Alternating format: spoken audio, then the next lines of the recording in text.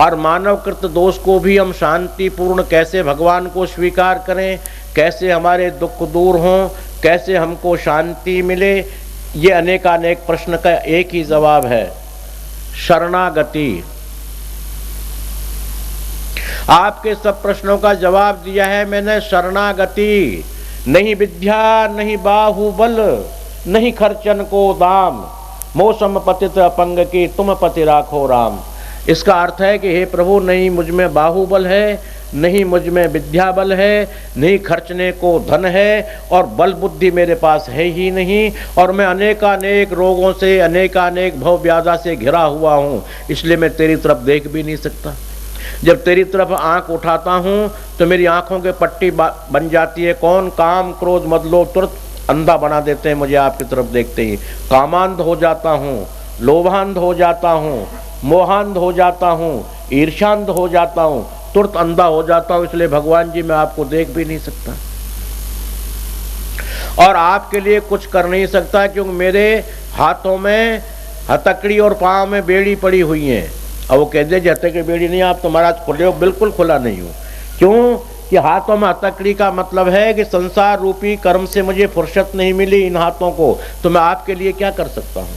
हथकड़ी पड़ी हुई है। और पैरों में बेड़ी है। घरवाली कहते हैं कहाँ जा रहा है बाबा जी के पास, तू भी बाबा जी बन जाएगा। इसलिए मोह रूपी बेड़ी पड़ी हुई है मेरी, मैं क्या करूँ? यहाँ आ भी नहीं सकता।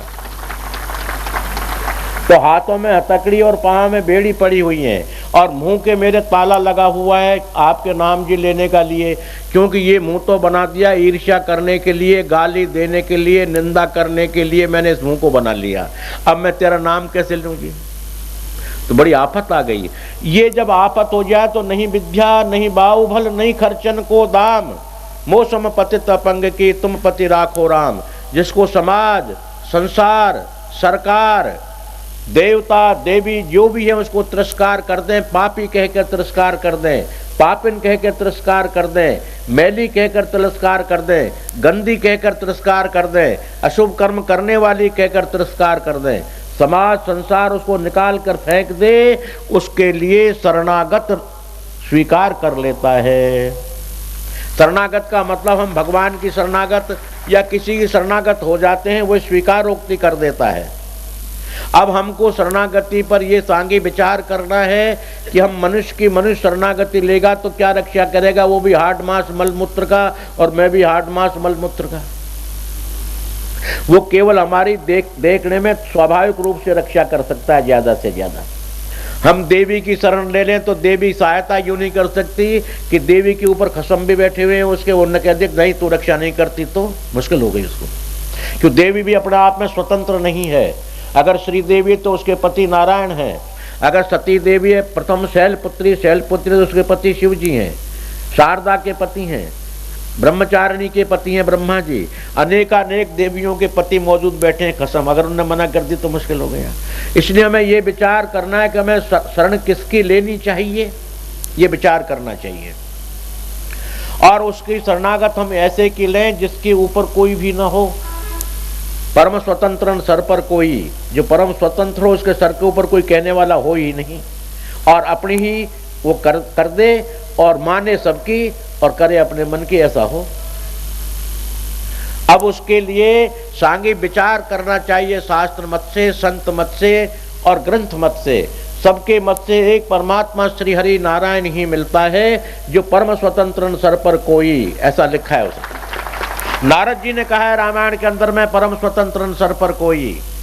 तो मैं जानता हूं परम स्वतंत्र तेरे सर पर कोई राखा बरजा नहीं है, बरसने वाला नहीं है, जो तेरे मन में आता है सोई कर देता है। तो अब परम स्वतंत्र और जो मनमानी कर दे वो ही सर्वोपरि है, उसकी शरणागत ले लें सांगी। और शरणागति शब्द तो साधारण सा है, पर शरणागत मीमांसा को जब हम पढ़ते हैं तो बहुत अभूतपूर्व ग्रंथ है। इतना मोटा मेरा हाथ है, इतना और इतना चौड़ा।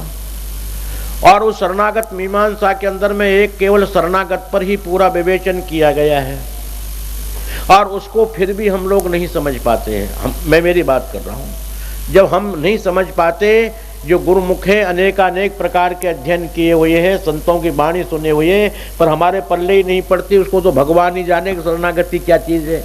परंतु फिर भी अपने अपने मन से, अपने अपने मत से विद्वान लोग शरणागति को अनेकानेक प्रकार से कहते हैं। तो शरणागति अनेकानेक प्रकार से कहते हैं। मैं भी अपनी मति के अनुसार थोड़े से 4 शब्द आपको बिल्कुल सरल भाषा में ही कहूंगा। शरणागति उसका नाम है कि भगवान, गीता को जब हम लेते हैं तो भगवान कहते हैं कि अर्जुन सर्वधर्मान परित्यज्य मामेकः शरणं व्रज अहम त्वाम सर्वपापेभ्यो मोक्षयिष्यामि मां शुचः। ऐसा भगवान अर्जुन से कहते हैं कि अर्जुन तू ऐसा कर, सर्वधर्मान परित्यज्य मामेकम शरणं व्रज। ये क्यों कहा? जब अर्जुन ने द्वितीय अध्याय के 7वें श्लोक में स्वीकारोक्ति कर दी थी कि शिष्यस्तेहम साधि माम त्वः प्रपन्ना, मैं आपका शरणागत शिष्य हो गया हूं। फिर गीता में दोबारा क्यों कही? क्योंकि शरणागत शिष्य तो उसने मुंह से तो स्वीकार कर लिया, अर्जुन ने कह दिया मुंह से कि शिष्यस्तेहम साधि माम त्वः प्रपन्नः, मैं आपका शरणागत शिष्य हो गया हूं, मुंह से कह दिया। परंतु उस पर चला नहीं। क्यों नहीं चला? कि बेपतुश्चय शरीरे में रोमहर्षस्य जायते। महाराज जी, मेरा शरीर में पसीने आ रहे हैं, मेरा सिर कांप रहा है, मेरे हाथ कांप रहे हैं, ये धनुष मेरे हाथ से गिरना चाहता है। बोलो क्यों? बोलो मेरे भाई बंधु कुटुंब परिवार सामने खड़ा हुआ है, शाला संबंधिनस्त था, मेरे शाले हैं, संबंधी हैं, मेरे भाई हैं, मेरे बंधु हैं, मेरे कुटुंब हैं, और परिवार का नाश करना महापातकः, परिवार का नाश करना महान पाप का कारण है, महान हत्या का कारण है, मैं ये नहीं कर पाता। उधर से मुंह से तो शरणागत कह दिया, पर स्वयं के विचार भी रख दिए। जब स्वयं का विचार मानव रख देता है या स्वयं की इच्छा रख देता है तो शरणागत नहीं कहा जा सकता। वो केवल मौखिक रूप से शरणागत है, शरणागत हुआ नहीं। क्योंकि शरणागत होने के बाद उसके पास अवशेष कुछ रह ही नहीं जाता। कहेगा क्या फिर वो? जब अवशेष है ही नहीं तो कहे क्या? क्यों? जब वो कहना शुरू करता है इसका मतलब वो शरणागत स्वीकार नहीं की, उसने केवल भयार्थ शरणागत है, यानी भय के कारण शरणागत है। बाबा को नहीं मानेंगे, सत्संग में नहीं जाएंगे तो बाबा हमारा काम नहीं करेगा। पर ये तुम्हारी गलती विश्वास है, ये ऐसा है नहीं। कोई आए तो न आए तो बाबा जी को आने से क्या संबंध और न आने से क्या संबंध। आओ तो आपका घर, न आओ तो आपका घर, आपकी मर्जी मत आइए। तो एक भयार्थ शरणागत होता है, एक दीनार्थ शरणागत होता है। दीन नाम हर प्रकार से समाज से घृणित होया हुआ वो शरणागत होता है। तो भयार्थ, दीनार्थ, भयातुर जिसको कहते हैं भयातुर, और एक कामातुर। आतुर नाम दुखी।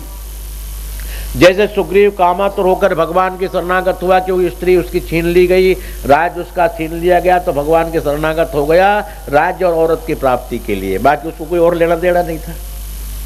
इस तरह से 4 प्रकार के शरणागत होते हैं।